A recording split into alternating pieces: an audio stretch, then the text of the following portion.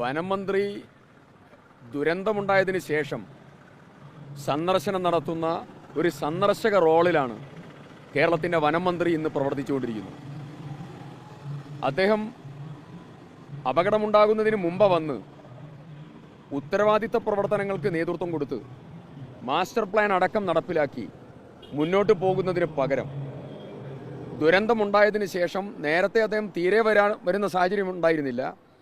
ഞങ്ങൾ പരസ്യ പ്രതിഷേധത്തിലേക്ക് വന്നതിന് ശേഷമാണ് അദ്ദേഹം കുറേ മന്ത്രിമാരുടെ സാന്നിധ്യത്തിൽ അദ്ദേഹം വരാൻ തയ്യാറായത്. ഇപ്പോൾ ബഹുമാനപ്പെട്ട വനമന്ത്രി ഇന്ന് വന്നിട്ടുണ്ട്.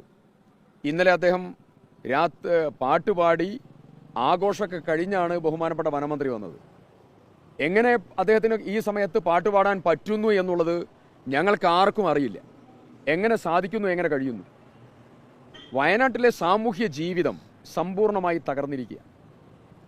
ഇന്ന് കാലത്ത് പെരുന്തട്ടയിൽ, എൻ്റെ നിയോജക മണ്ഡലത്തിൽ കൽപ്പറ്റ മുനിസിപ്പാലിറ്റിയിൽ പെരുന്തട്ടയിൽ ഒരു കിടാവിനെ, പശുക്കിടാവിനെ, പുലിയാണോ കടുവയാണോ എന്നുള്ളത് അറിയില്ല, വനം ഉദ്യോഗസ്ഥന്മാർ പറയുന്നത് പുലിയാണെന്നാണ്, ദാരുണമായ രീതിയിൽ കൊല ചെയ്ത് ഭക്ഷിക്കുന്ന സാഹചര്യം ഉണ്ടായി.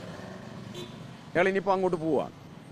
അതീവ ഗുരുതരമായ സാഹചര്യം. ഓരോ ദിവസവും കടുവയും പുലിയും കാട്ടാനയും ഇവിടുത്തെ സാമൂഹ്യ ജീവിതം സമ്പൂർണ്ണമായി തകർന്നു. കാലത്ത് 25,000 ക്ഷീര കർഷകരുള്ള ഒരു ജില്ലയാണ് വയനാട് ജില്ല. കാലത്ത് 4-4:30 മണിക്ക് എഴുന്നേറ്റ് അവർ പശുവിനെ കറന്ന് ആ പാലളന്ന് സൊസൈറ്റികളിൽ കൊടുത്ത് തിരിച്ചു വരുന്നതായിരിക്കുന്ന ക്ഷീര കർഷകർ രാവിലെ പോകാൻ ഭയപ്പെടുക. മക്കളെ സ്കൂളുകളിലേക്ക് പറഞ്ഞയക്കാൻ ഭയപ്പാടാണ്.